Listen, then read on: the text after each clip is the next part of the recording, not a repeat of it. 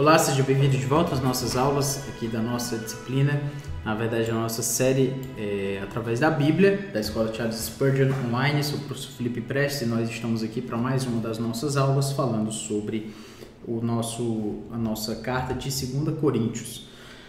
Vamos lembrar que na última aula a gente falou, digamos assim, do currículo de Paulo. O que foi que Paulo passou para poder defender o seu apostolado? Parece que agora ele pega de uma forma muito mais enfática, muito mais pesada a situação desses irmãos e trata com eles de uma forma muito forte, de fato, muito firme, porque esses irmãos estavam sendo muito tolerantes. Isso me apresenta uma clareza em relação a muitas vezes a gente pode ser muito leve com situações que deveriam de outra forma requerer de nós mais peso, mais firmeza, certo? Então, o apóstolo Paulo é firme aqui e ele finalmente mostra o seu currículo. Porque que currículo é esse que o apóstolo Paulo apresenta?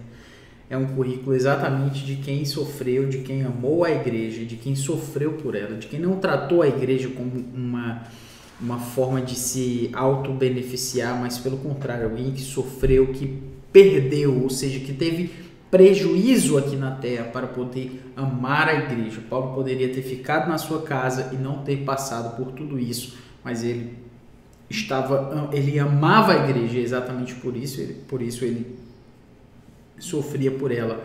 Essa é uma forma de nós, na verdade, a principal forma de nós identificarmos um ministério genuíno, né? É um ministério que, de fato, se mostra como um ministério que não age em benefício próprio, certo? É basicamente isso que a gente tem mostrado aqui.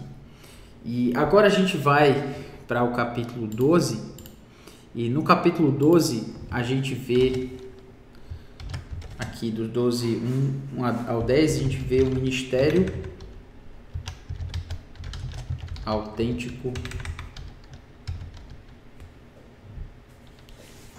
O ministério autêntico avalia-se pelos sofrimentos relacionados aos privilégios que gera para o ministro.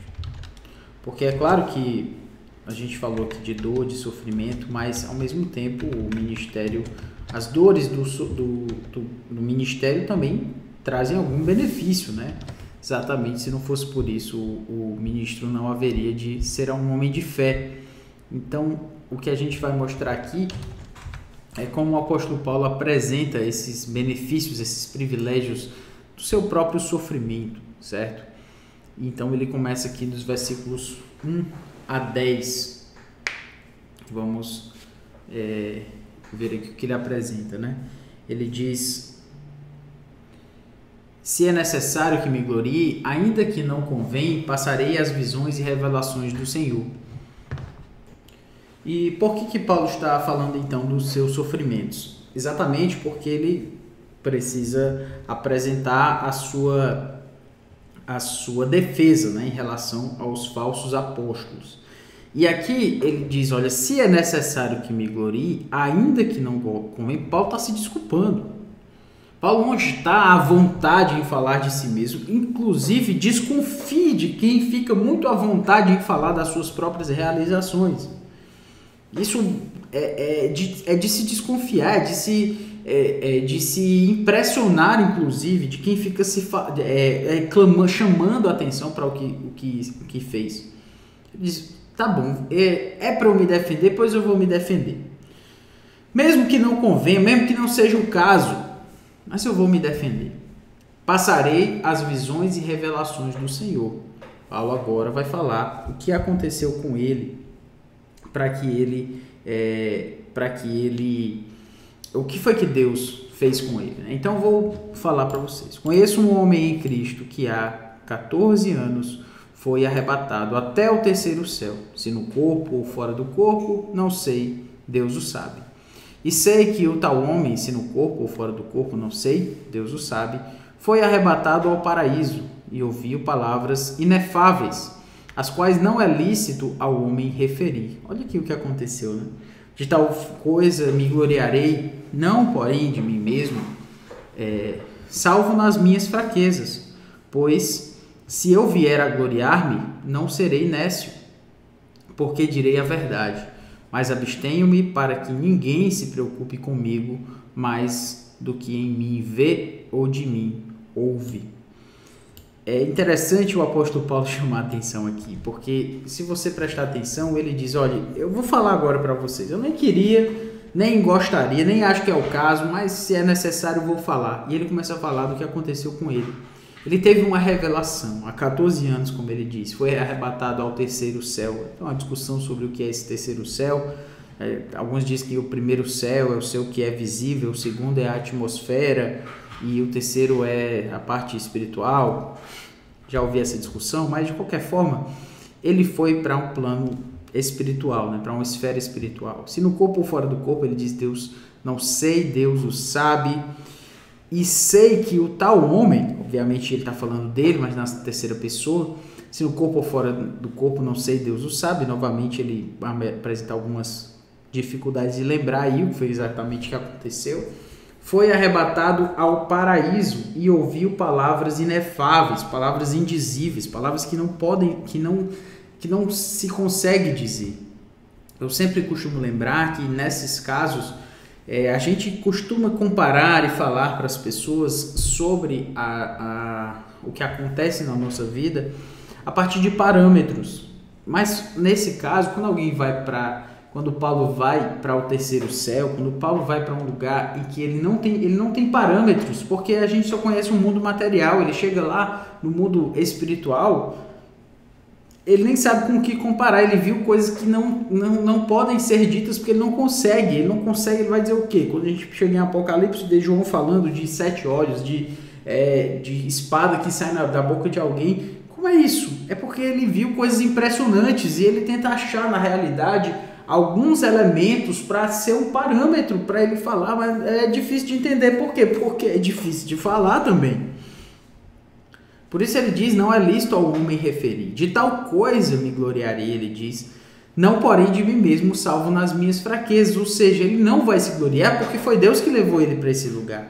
Mas eu vou me gloriar das minhas fraquezas, eu vou usar isso que Deus utilizou, me deu um privilégio de ver coisas espirituais impressionantes, mas eu vou me gloriar nas minhas fraquezas. Isso é lindo Paulo falar disso.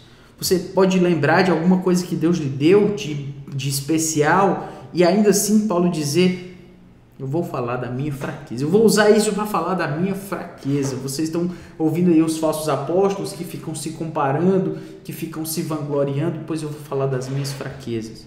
Pois se eu vier a gloriar-me, não serei nécio, porque direi a verdade.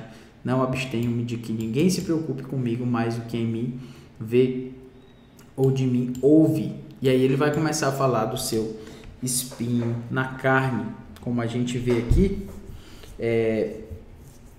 como esses sofrimentos vieram trazer privilégios, né, para o apóstolo Paulo. A gente vê, e para que não me ensoberbecesse com a grandeza das revelações, foi-me posto um espinho na carne, mensageiro de Satanás, para me esbofetear, a fim de que não me exalte. Por causa disto, 3 vezes pedi ao Senhor que o afastasse de mim. Então ele me disse, a minha graça te basta, porque o poder se aperfeiçoa na fraqueza. De boa vontade, pois, mais me gloriarei nas fraquezas, para que sobre mim repouse o poder de Cristo.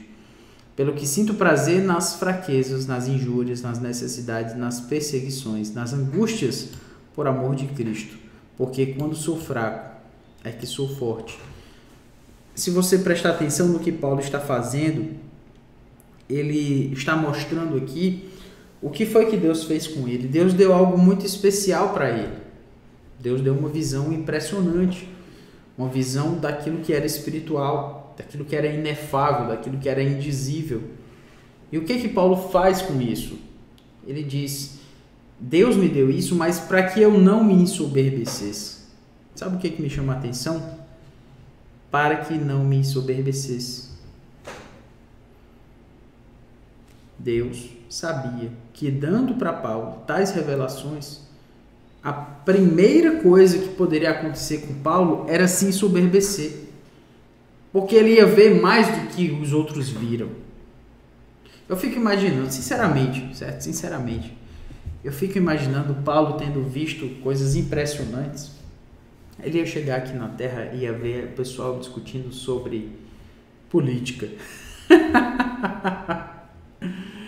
Aí ele olhou assim, viu o que ele viu lá no céu, inefável. Aí quando ele chega aqui na Terra, o pessoal está discutindo Aristóteles, Platão, República. Tá vendo o pessoal discutindo coisas tão pequenas, tão ínfimas, tão estúpidas. Aí eu imagino que Paulo olharia e disse assim, essas pessoas são umas tolas. O que eles estão pensando sobre isso? Não tem nada a ver pensar sobre isso. E eu realmente acredito que Paulo poderia ter se deixado levar pela grandeza das revelações, porque ele ia chegar nesse mundo aqui e pensar, o que eu estou fazendo aqui? Esse pessoal não entendeu nada do que é Deus, não entendeu nada sobre a palavra de Deus. Esse pessoal está muito, mas muito distante da verdade.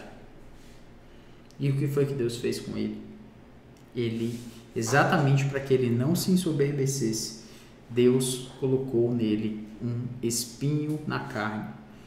Não é o meu propósito, a nossa discussão aqui é mais panorâmica e menos exaustiva. Então, por essa razão, não temos aqui como analisar cada detalhe das possibilidades, porque são algumas em relação ao espinho da carne. Alguns dizem que o espinho na carne trata-se de uma doença, outros dizem que se trata de um pecado específico na vida de Paulo. E existem algumas discussões em relação a isso.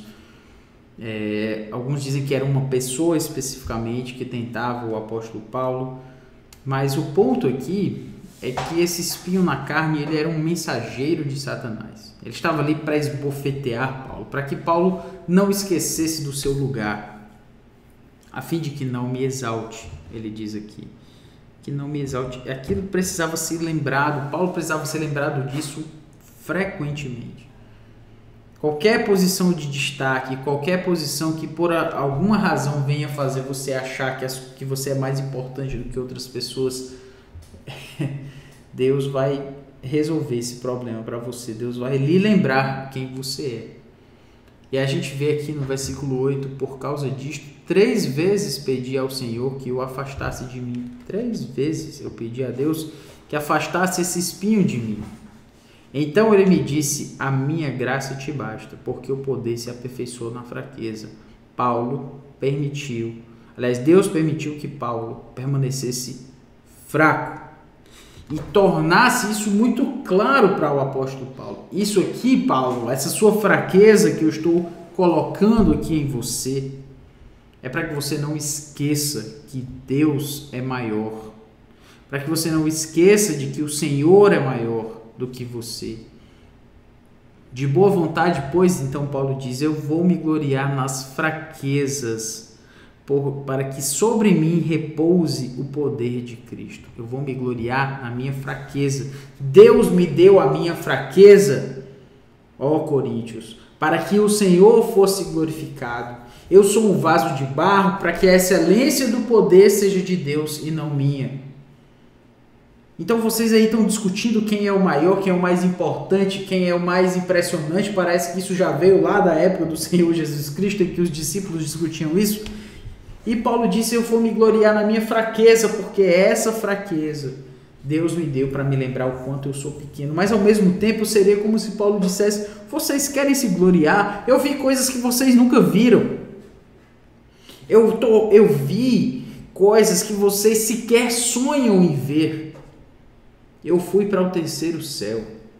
Eu vi as coisas mais impressionantes. E vocês aí estão discutindo coisas tão pequenas, como se vocês fossem tão conhecedores. Eu vi o que vocês jamais vão conhecer aqui na Terra.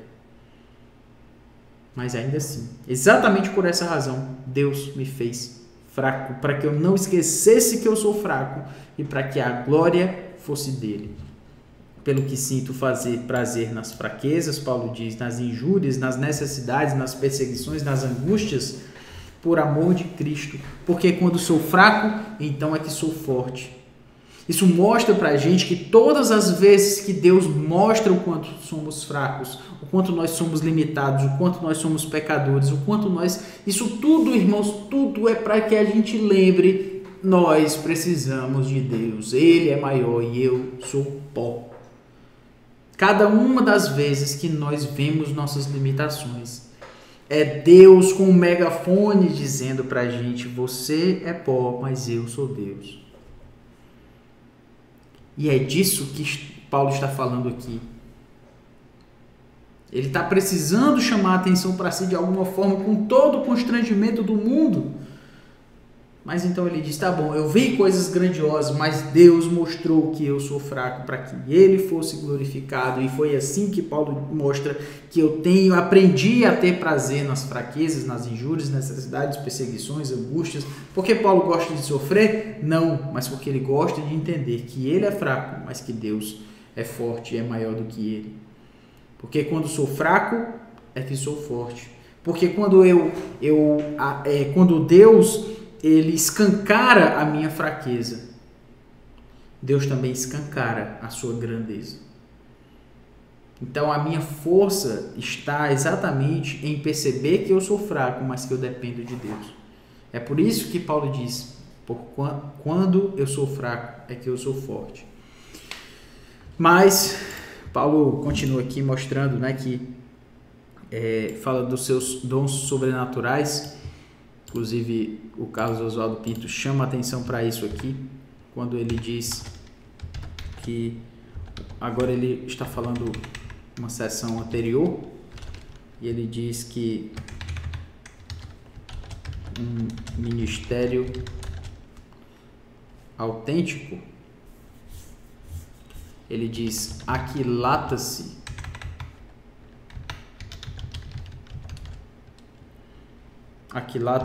pelos seus sinais sobrenaturais. A gente vê isso aqui de 12, de 1 a 3. De 11 a... eu falei... 11 a 13, desculpe. 11 a 13. Tenho me tornado insensato, a isto me constrangestes. Eu devia ter sido louvado por vós, porquanto em nada fui inferior a esses tais apóstolos, ainda que nada sou. Pois as credenciais do apostolado foram apresentadas por meio de vós, com toda a persistência por sinais, prodígios e poderes miraculosos. Porque em que tendes vós sido inferiores às demais igrejas, senão neste fato de não vos ter sido pesado. Perdoai-me esta injustiça. Olha Paulo aqui dizendo, olha, vocês estão se comparando, vocês não fazem ideia do que vocês estão fazendo. Vocês estão se comparando. As credenciais foram apresentadas por meio de vós. Ali foram feitos milagres, sinais, prodígios, poderes miraculosos. Não tem diferença das outras igrejas. A obra de Deus na vida dos coríntios está ali apresentada. A única diferença em relação às demais igrejas é que Paulo não recebeu dessa igreja salário, não recebeu o sustento dessa igreja, recebeu de outras. É disso que Paulo está falando aqui. E quando a gente prossegue aqui na nossa análise, a gente vê uma outra seção, que é a seção final, onde a gente vai encerrar, é quando a gente vê o que Carlos Oswaldo Pinto diz, ministério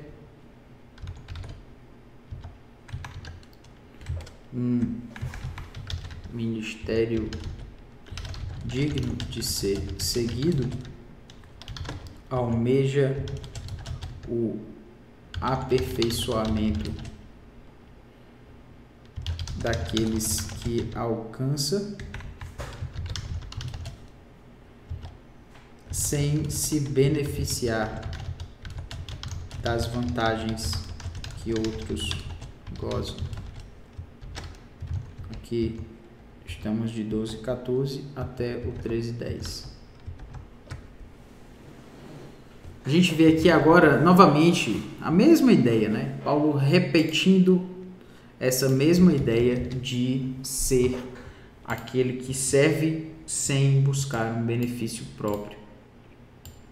Então a gente vê aqui: eis que pela terceira vez estou pronto a ir ter convosco, e não vos serei pesado, pois não vou atrás de vossos bens. Paulo novamente, olha, se é para vocês entenderem que eu sou apóstolo de verdade, não vou querer esse dinheiro não. Mas procuro a vós outros. Não devem os filhos entesourar para os pais, mas os pais para os filhos. Eu de boa vontade me gastarei e ainda me deixarei gastar em prol da vossa alma. Se mais vos amo, serei menos amado? Pois seja assim. Eu não vos fui pesado, porém, sendo astuto, vos preendi com dolo. Porventura vos explorei por intermédio de algum daqueles que vos enviei? Roguei a Tito e enviei a ele, com ele outro irmão, porventura Tito vos explorou? Acaso não temos andado no mesmo espírito? Não seguimos nas mesmas pisadas? Se você prestar atenção aí, Paulo está se doando gratuitamente por amor a esses irmãos, para que esses irmãos progridam, para que esses irmãos cresçam. No final das contas, o ministério digno a ser seguido é exatamente esse. Ele, como dizemos aqui, né, almeja o aperfeiçoamento daqueles que alcança sem se beneficiar das vantagens que os outros gozam. Ou seja, ele faz tudo definitivamente e indubitavelmente por amor e progresso dos irmãos, para a edificação dos irmãos e não por amor a si mesmo. E pode puxar isso da manga, pode se defender assim porque ele de fato amou e agiu como deveria agir. E o texto prossegue no versículo 19: há muito pensais que nos estamos desculpando convosco. Falamos em Cristo perante Deus e tudo, ó amados, para a vossa edificação. Temo, pois, que, indo ter convosco, não vos encontre na forma em que vos quero, e que também vós me acheis diferente do que esperáveis, e que haja entre vós contendas, invejas, iras, porfias, detrações, intrigas, orgulho e tumultos. Receio que, indo outra vez, o meu Deus me humilhe no meio de vós, e eu venha a chorar por muitos que outrora pecaram e não se arrependeram da impureza, prostituição e lascívia que cometeram. O ministério digno de ser seguido, então, lamenta o crescimento incompleto daqueles que alcançam. Paulo está sofrendo, olha, eu estou com medo de chegar aí juntamente com vocês e ver vocês diferentes. Tanto ver vocês, como ele diz, não vos encontrar na forma que quero, ou seja, Paulo gostaria que eles fossem mais maduros, mais firmes, menos tolerantes com o mal. E também ele teme que os irmãos o encontrem de forma diferente que esperavam. Que haja entre eles isso aqui, contendas, iras, invejas, a desgraça, o desastre de um pastor, de um ministro de Cristo, é ver essa igreja em meio a tantos problemas e tantas dificuldades. Receio que, indo outra vez, o meu Deus me humilhe no meio de vós e eu venha a chorar por muitos que outrora pecaram e não se arrependeram da impureza, prostituição e lascívia que cometeram. Paulo está preocupado com esses irmãos, ele está preocupado de chegar lá e não ver uma boa coisa. E por último aqui, ainda no texto de 2 Coríntios, no final, a gente tem o capítulo 13, e do 1 ao 4 ele vai mostrar que o ministério digno de ser seguido se esforça para chegar ao fundo dos problemas e da disciplina que estes requerem. Olha aí, esta é a terceira vez que vou ter convosco, por boca de 2 ou 3 testemunhas, toda esta questão será decidida. Já o disse anteriormente, torno a dizer como fiz quando estive presente pela segunda vez, mas agora estando ausente, o digo aos que outrora pecaram e a todos os mais que se outra vez for, não os pouparei, posto que buscais prova de que em mim Cristo fala, o qual não é fraco para convosco, antes é poderoso em vós, porque de fato foi crucificado em fraqueza, contudo vive pelo poder de Deus, porque nós também somos fracos nele, mas viveremos com ele, para vós outros, pelo poder de Deus. Perceba como Paulo é firme com esses irmãos e ao mesmo tempo chama a atenção. Vocês estão querendo fortaleza, vocês estão querendo força e Deus usa a gente na fraqueza. Vocês ainda não entenderam, certo? E essa ação disciplinar de Paulo, ele diz: examinai-vos a vós mesmos se realmente estáis na fé. Provai-vos a vós mesmos. Ou não reconheceis que Jesus Cristo está em vós, se não é que já estáis reprovados, mas espero reconheçais que não somos reprovados. Estamos orando a Deus para que não façais mal algum, não para que simplesmente pareçamos aprovados, mas para que façais o bem, embora sejamos tidos como reprovados por vocês, né? O texto prossegue e aqui a ideia é basicamente o que a gente vê. Paulo quer o aperfeiçoamento desses irmãos. Estando ausente, para que estando presente não venha a usar de rigor, novamente a mesma ideia. Paulo quer chegar lá e ter um bom tempo com esses irmãos, porque o que ele tinha a falar, ele já falou. Aperfeiçoem-se, irmãos, consolem-se, sede do mesmo parecer. Paulo está querendo que aqueles irmãos tenham paz e não tenham guerra, né? E o texto conclui: com a graça do nosso Senhor Jesus Cristo, o amor de Deus e a comunhão do Espírito Santo sejam com todos vós. Tudo isso para a gente poder entender que 2 Coríntios é uma carta que fala de fraqueza e fala de fortaleza, fala de pequenez e fala de grandeza. Tudo isso para nos fazer entender que Paulo, sim, defende o seu apostolado, mas por amor àqueles irmãos. Nunca defenda a si mesmo, seus próprios interesses. Defenda-se, faça tudo o que você vier a fazer, mesmo que envolva você mesmo, mas que isso seja para a glória de Deus, por amor dos irmãos, para serviço da igreja. Por enquanto, ficamos por aqui. Na verdade, espero que você tenha gostado da nossa exposição aqui de 2 Coríntios. Que Deus nos abençoe e que isso sirva para a nossa edificação e para a glória do Senhor. Um grande abraço e é isto. Valeu!